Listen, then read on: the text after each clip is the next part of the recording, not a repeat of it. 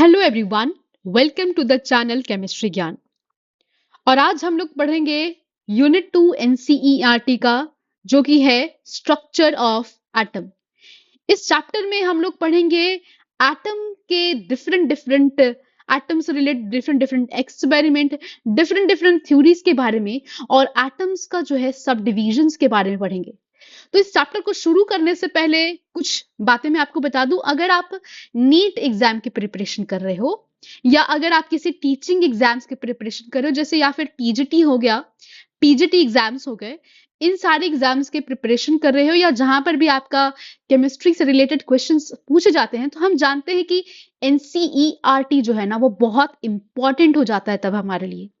और उसके लिए आपने बहुत सारे टॉपर्स को भी बोलते हुए सुना हो कि हमने एनसीईआरटी 4 to 5 टाइम्स पढ़ी थी। तो उसके लिए आपको चैप्टर जो है एनसीईआरटी के समझना बहुत जरूरी है। जैसे कि मैं आपको एग्जांपल दे दूं, ये जो आप क्वेश्चंस देख रहे हो, ये DSSB टीजीटी में पूछे गए थे ये क्वेश्चंस डायरेक्टली एनसीईआरटी चैप्टर से। तो ये चैप्टर हमारे लिए बहुत इंपॉर्टेंट है। और चलिए इसी के साथ ना हम अपना चैप्टर शुरू करते हैं with this definition which is given in NCERT. The rich diversity of chemical behavior of different elements can be traced to the differences in the internal structure of these elements. इस definition में ये बताया जा रहा है कि आप जो एलिमेंट के डिफरेंट डिफरेंट केमिकल बिहेवियर देखते हो, अलग अलग एलिमेंट का, उनके बारे में, उनके डिफरेंसेस को आप कैसे समझ सकते हो उन एलिमेंट के। तो उनके डिफरेंसेस या उनके केमिकल बिहेवियर को तब समझ सकते हैं जब हम उनके इंटरनल स्ट्रक्चर को समझेंगे। और इसी इंटरनल स्ट्रक्चर को समझने के लिए हम इस चैप्टर को पढ़ते हैं, which is structure of atom. Chapter The existence of atom has been proposed since the time of early Indian and Greek philosophers 400 BC, who were of the view that atoms are the fundamental building blocks of matter. देखिए, atoms का existence जो है ना, वो बहुत पहले early Indian और Greek philosopher द्वारा बताया गया था ईस्टर्न टाइम पे। और वो ये सोचते थे कि जो एटम्स है ना, वो फंडामेंटल बिल्डिंग ब्लॉक्स हैं मैटर के। और उनके अकॉर्डिंग जो है एटम का जो है सब डिविजन्स पॉसिबल नहीं था। मतलब आप एटम को जो है ना फर्दर डिवाइड नहीं कर सकते। ये जो वर्ड एटम भी है ना, ये भी इसी सोच से लिया गया था। देखिए, ये जो वर्ड एटम है वो ग्रीक वर्ड एटोमियो से लिया गया था, जिसका मतलब था अनकटेबल और नॉन डिविजिबल। तो आप डेफिनेशन से समझ सकते हो कि उस समय लोग सोचते थे कि एटम्स को आप फर्दर जो है डिवाइड नहीं कर सकते। और इसीलिए इसे एक ग्रीक वर्ड एटोमियो से लिया गया था, जिसका मतलब था अनकटेबल और non divisible. These earlier ideas were mere speculations, and there was no way to test them experimentally.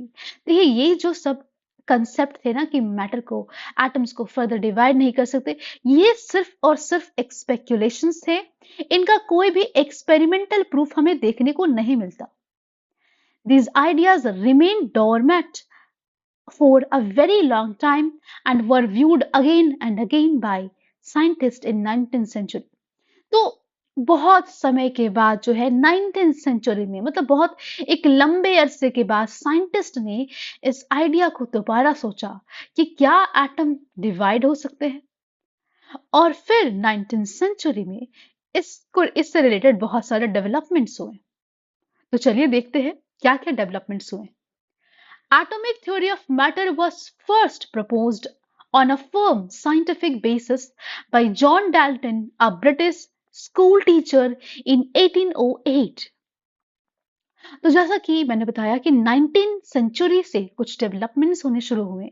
तो एटॉमिक थ्योरी ऑफ मैटर जो है वो पहली बार प्रपोज किया गया, लाया गया जॉन डाल्टन के द्वारा, जो कि एक ब्रिटिश स्कूल टीचर थे 1808 में।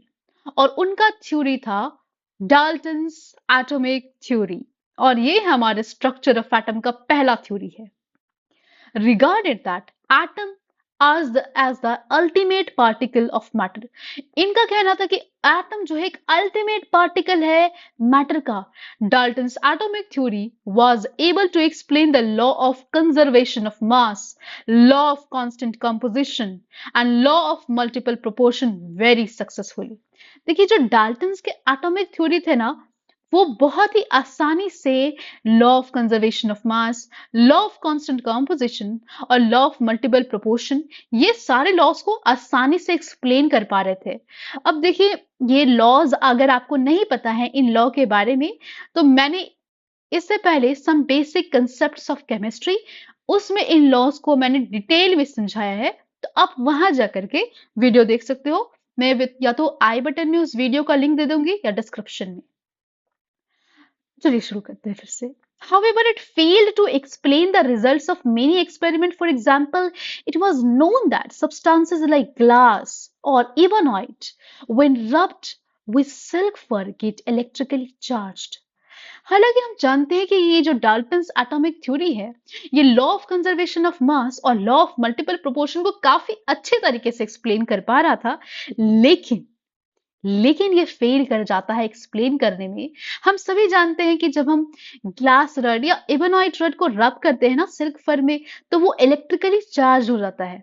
और हमने अपने डे स्कूल टाइम्स में भी बहुत बार ऐसा किया होगा कि हम स्केल लेते थे और अपने यूनिफॉर्म में रब करते थे उसे, और उससे पेपर जो है वो स्टिक करता, और रब करने के बाद जब पेपर के पास लाते तो पेपर उससे क्या हो जाता था, स्टिक हो जाता था. तो मतलब ये जो स्केल था ना हमारा, वो रब करने से इलेक्ट्रिकली चार्ज हो जा रहा था. इस चीज को ना डाल्टन्स एटॉमिक थ्योरी जो है वो एक्सप्लेन नहीं कर पाए, और इसीलिए ये थ्योरी फेल हो गया. तो चलिए और भी ऐसे एक्सपेरिमेंट किए गए, देखते हैं. In this unit, we start with experimental observation made by scientists towards the end of 19th century and beginning of 20th century.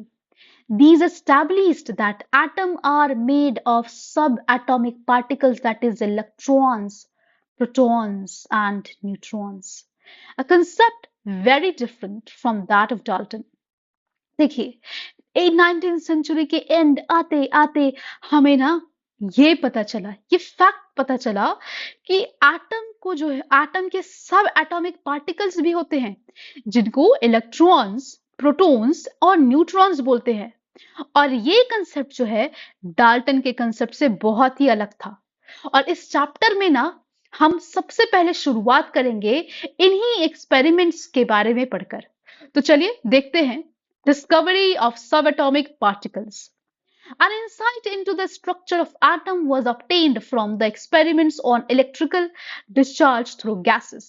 Before we discuss these results, we need to keep in mind a basic rule regarding the behavior of charged particles.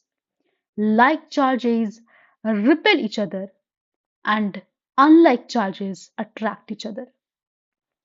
देखिए discovery of सब atomic particles समझने से पहले, उनसे related experiment समझने से पहले आपको ये बात ध्यान में रखनी चाहिए, ये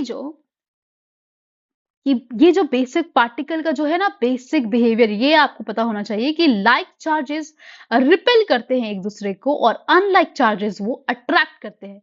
हम सब जानते हैं कि ये पॉजिटिव चार्ज एक दूसरे को अट्रैक्ट करेंगे, नेगेटिव चार्ज ये लाइक चार्जेस है. सॉरी, ये पॉजिटिव चार्ज एक दूसरे को रिपेल करेंगे, ये लाइक चार्जेस है. ये नेगेटिव चार्ज ये लाइक चार्जेस, ये एक दूसरे को रिपेल करेंगे. लेकिन वहीं अगर हम बात करें पॉजिटिव चार्ज और नेगेटिव चार्ज, ये अनलाइक चार्जेस है, अलग अलग चार्जेस है. तो ये एक दूसरे को क्या करेंगे, अट्रैक्ट करेंगे. ठीक है, तो चलिए हम लोग देखते हैं इलेक्ट्रिकल डिस्चार्ज के थ्रू, गैसेस के थ्रू इन एक्सपेरिमेंट्स को समझते हैं. जो पहला एक्सपेरिमेंट है वो डिस्कवरी ऑफ इलेक्ट्रॉन को बताता है. 1830 में Michael Faraday showed that if electricity is passed through a solution of an electrolyte, chemical reaction occurred at the electrodes which resulted in the liberation and deposition of matter at the electrode. देखिए हुआ क्या ना कि 1830 में Michael Faraday ने ना एक solution ली, ठीक है, सॉल्यूशन में 2 इलेक्ट्रोड्स को डाले और उन 2 इलेक्ट्रोड्स में ना यहाँ पर सॉल्यूशन के में ना इलेक्ट्रिसिटी पास करवा दी।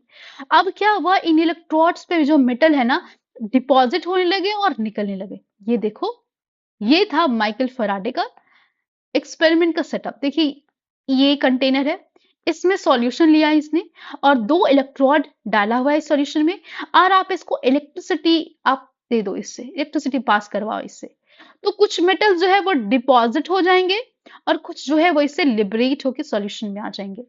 इसको हम और डिटेल में पढ़ेंगे आगे चैप्टर में, फिलहाल हम इतना जान लेते हैं। So these results were suggested the particulate nature of electricity। और इन्हीं एक्सपेरिमेंट के कारण हमें पता चलता है कि जो इलेक्ट्रिसिटी का जो है पार्टिकुलेट नेचर के बारे में। ये कैसे, चलिए देखते हैं।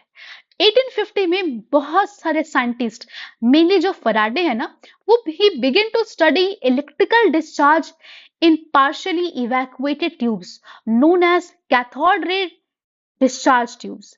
देखिए, उस समय ना 1850 में ने स्पेशली जो फैराडे हैं, उन्होंने ना इलेक्ट्रिकल डिस्चार्ज को स्टडी करना शुरू किया, वो भी पार्शियली इवैक्यूएटेड ट्यूब्स में, जिनको हम बोलते हैं कैथोड रे डिस्चार्ज ट्यूब। अब ये कैथोड रे डिस्चार्ज ट्यूब क्या होता है, इसे अच्छे से समझते हैं। डिस्चार्ज ट्यूब, उन्होंने ना एक ट्यूब लिया, ठीक है। अब इस ट्यूब में जितना भी गैस था, एयर था, इसको उन्होंने इवैक्यूएट कर लिया वैक्यूम पंप से, ओके। और कैथोड रे क्यों बोलते हैं, ये हम लोग देखेंगे चैप्टर में, अभी थोड़ी देर में देखेंगे। It is depicted in figure 2.1। हमने अभी जो फिगर 2.1 देखा, उसमें अभी दिखा है, वो था हमारा जो है cathode ray discharge tube. A cathode ray tube is made of glass containing two thin pieces of metal called electrode sealant। अब देखिए, ये जो कैथोड रे ट्यूब है ना, वो ग्लास का बना रहता है, जिनमें 2 थिन पीसेस मेटल के लगाए रहते हैं, जिनको हम लोग बोलते हैं इलेक्ट्रोड्स। अब ये 2 थिन पीसेस कहां पर है मेटल के, वो देख लेते हैं। ये है कैथोड रे ट्यूब, है ना, और ये इसका बना हुआ है, ग्लास का बना हुआ है। और आप ये जो थिन मेटल्स देख रहे हो ना, ये है आपका इलेक्ट्रोड्स, ठीक है, इतना समझ गए। अब देखते हैं, the electrical discharge through the gases could be observed only at very low pressure and at very high voltage। अब ये बात हमें ना थोड़ा सा ध्यान में रखने की बात है कि जो इलेक्ट्रिकल डिस्चार्ज वहां पर होगा डिस्चार्ज ट्यूब में, वो तभी आप ऑब्जर्व कर सकते हो जब आप प्रेशर को बहुत लो रखो और वोल्टेज को बहुत हाई रखो, तभी आपको इलेक्ट्रिकल डिस्चार्ज देखने को मिलेगा। Okay, condition is very low pressure and at very high voltage। The pressure of different gases could be adjusted by evacuation of glass tube। अब देखिए, अलग अलग गैसेस के प्रेशर को है ना एडजस्ट कर सकते हैं गैसेस को इवैक्यूएशन के through. When sufficiently high voltage is applied across the electrodes, current starts flowing through a stream of particles moving in the tube from negative electrode cathode to the positive electrode anode, and these were called cathode rays or cathode ray particle। इसको हम लोग बहुत आसानी से समझते हैं। जब आपके ये जो डिस्चार्ज ट्यूब है ना, ये डिस्चार्ज ट्यूब, जब इसमें सफिशिएंट जितना चाहिए उतना हाई वोल्टेज जब इसे प्रोवाइड किया गया, तब क्या हुआ कि एक स्ट्रीम ऑफ पार्टिकल जो है वो फ्लो होते हुए देखे नेगेटिव इलेक्ट्रोड से। और नेगेटिव इलेक्ट्रोड कहां दिख रहा है, यहां से।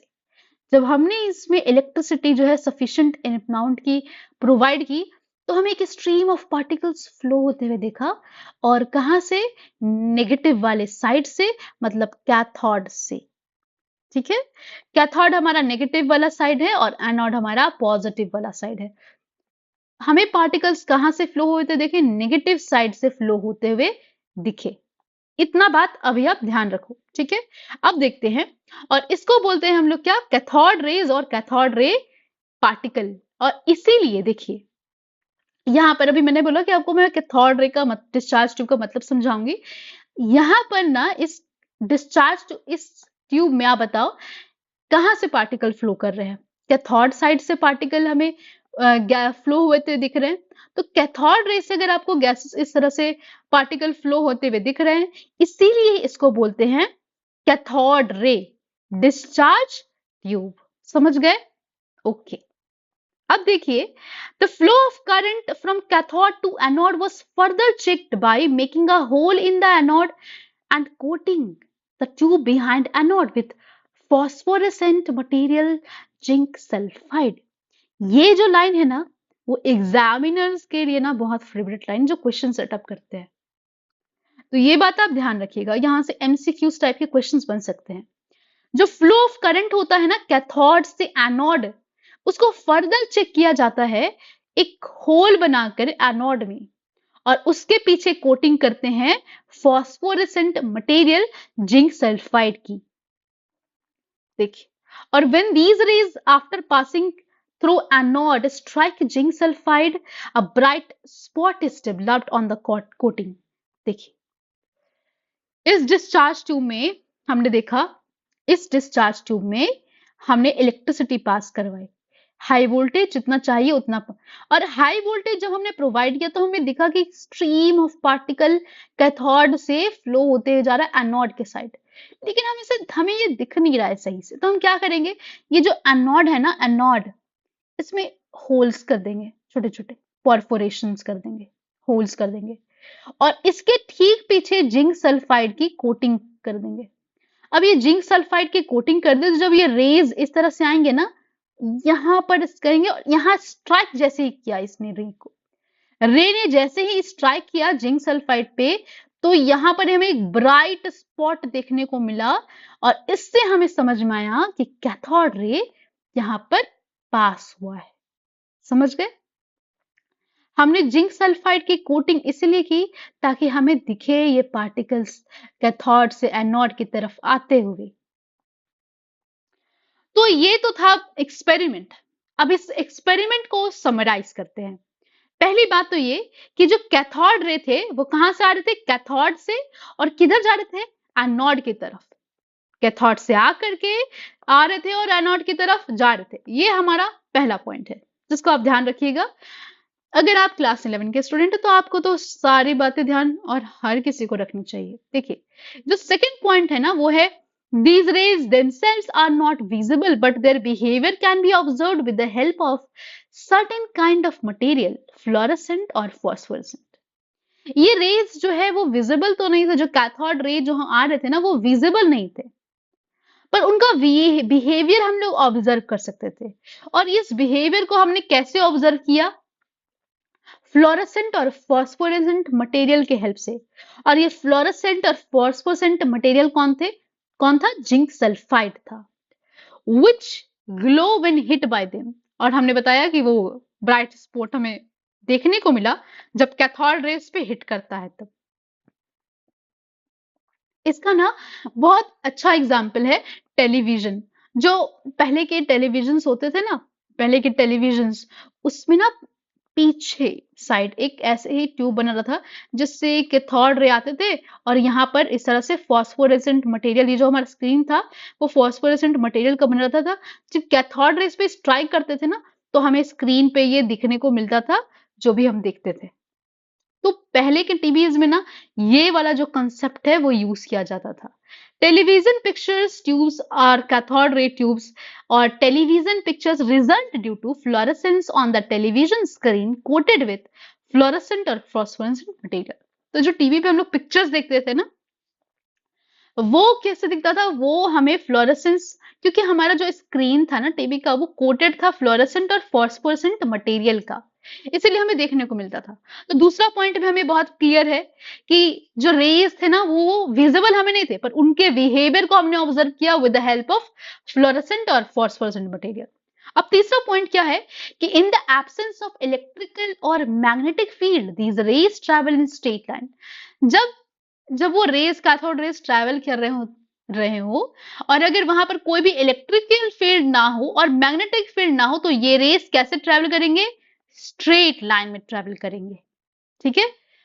Fourth point, In the presence of electrical or magnetic field, the behavior of cathode rays are similar to the expected from negatively charged particles.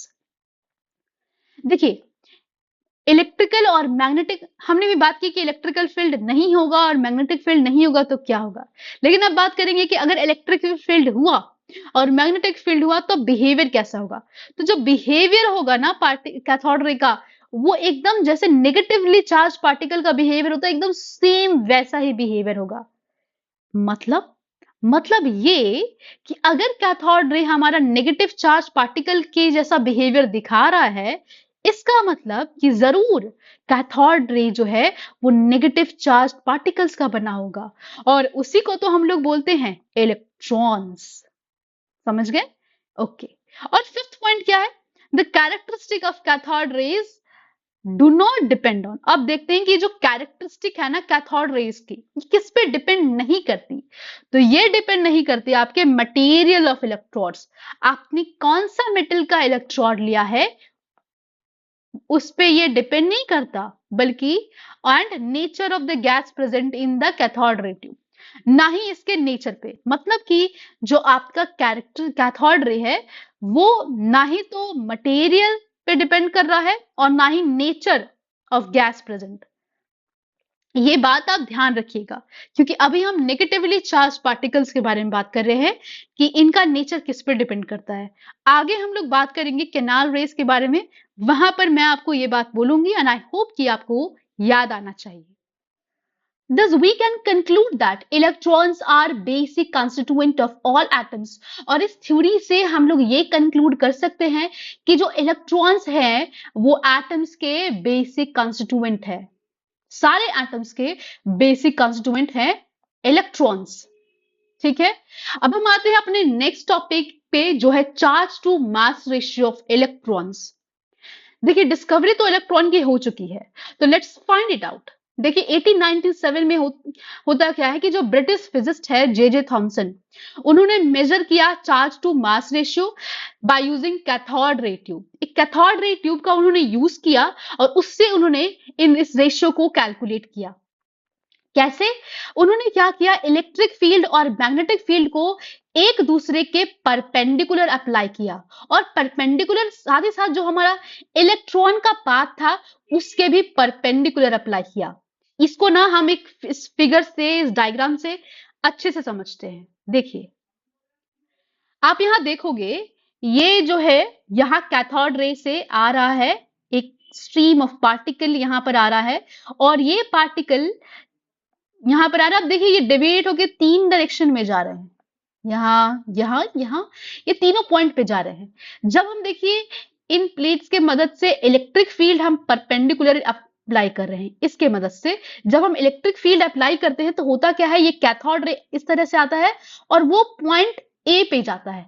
ठीक है, डेविएट होकर के पॉइंट ए को हिट करता है। लेकिन जब हम इसमें मैग्नेटिक फील्ड अप्लाई करते हैं, आप देखो इलेक्ट्रिक फील्ड और मैग्नेटिक फील्ड एक दूसरे के परपेंडिकुलरली अप्लाई किया गया है। तो देखो जब मैग्नेटिक फील्ड हम अप्लाई करेंगे तो क्या होगा, ये कैथोड रे आएंगे और ये पॉइंट सी पे हिट करेंगे। ठीक है, लेकिन जब हम इस इलेक्ट्रिक फील्ड और मैग्नेटिक फील्ड को बैलेंस कर देते हैं, जब इस इलेक्ट्रिक फील्ड और मैग्नेटिक फील्ड को बैलेंस करेंगे तो क्या होगा, ये कैथोड रे इस तरीके से आएगा और सीधा पॉइंट बी पे हिट करके वापस जाएगा। इस तरीके से होगा।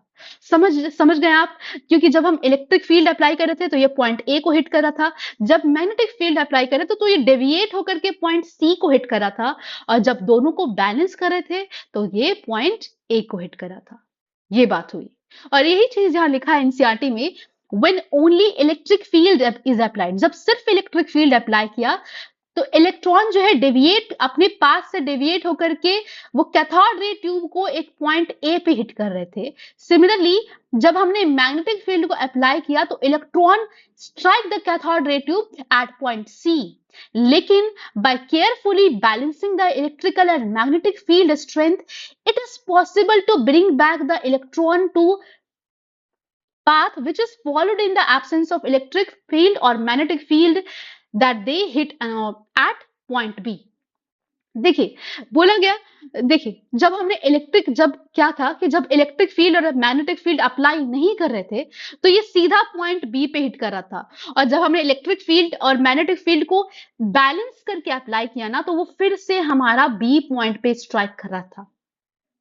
ओके, तो थॉमसन ने यहाँ पर कुछ बातें बताई कि ये जो हमारा पार्टिकल है ना, वो इसका जो डेविएशन है अपने पाथ से, ये कुछ किसी किसी चीजों पे डिपेंड करता है। मतलब जो इलेक्ट्रिक फील्ड और मैग्नेटिक फील्ड के प्रेजेंस पे डिपेंड करता है, और वो भी कुछ फैक्टर्स पे डिपेंड करते हैं। उनमें जो है पहला फैक्टर है magnitude of negative charge on the particle, कि आपके जो नेगेटिव चार्ज पार्टिकल है उसका मैग्नीट्यूड पे डिपेंड करता है। कैसे?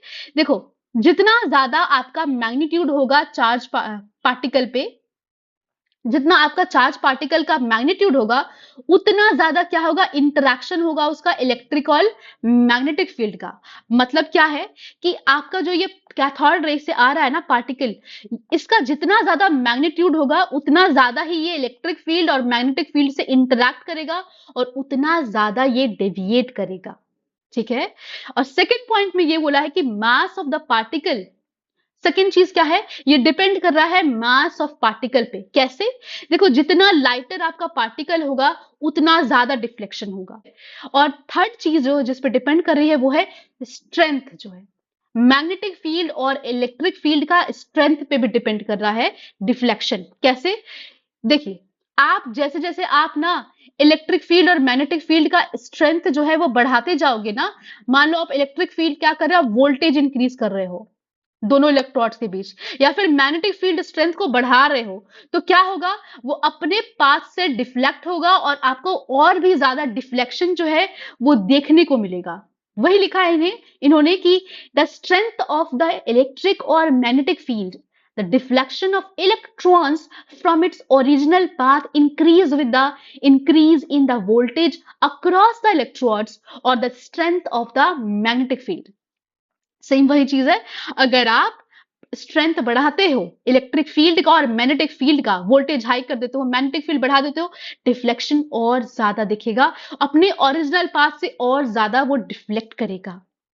By carrying out accurate measurement on the amount of deflection observed by electrons on the electric field strength, magnetic field strength, Thomson was able to determine charge upon mass ratio of electron.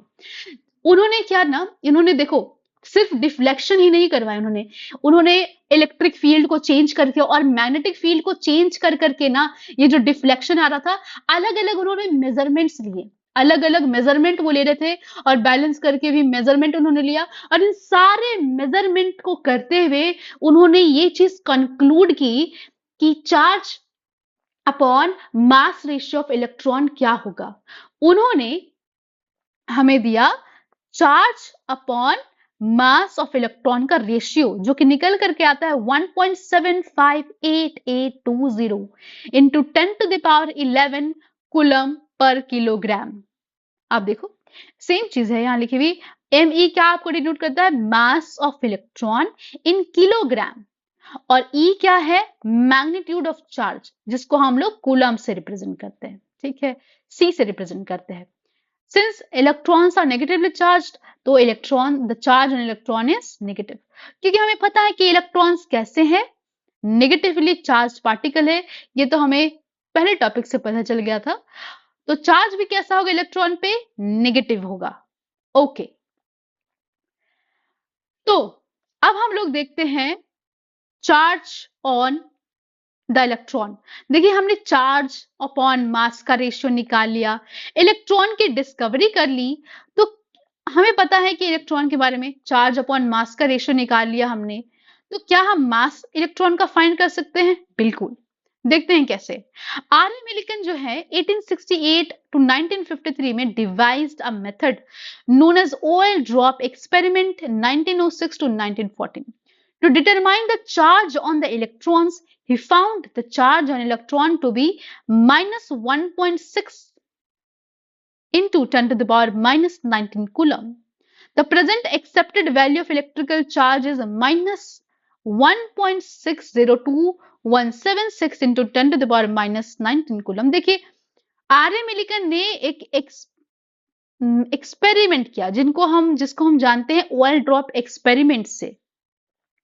इस experiment में उन्होंने पता लगाया कि charge जो होता है electrons पे वो कितना होता है, और तब उन्होंने ये पता लगाया कि -1.6 इंटू 10⁻⁻19 कूलम जो है वो चार्ज होता है इलेक्ट्रॉन पर। लेकिन जो हमारा प्रेजेंट अभी जो है, हम लोग -1.602176 इंटू 10⁻⁻19 कूलम लेकर चलते हैं, ठीक है। उस समय आर.ए. मिलिकन ने ये बताया था प्रेजेंट एक्सेप्टेड वैल्यू ये है, ठीक है।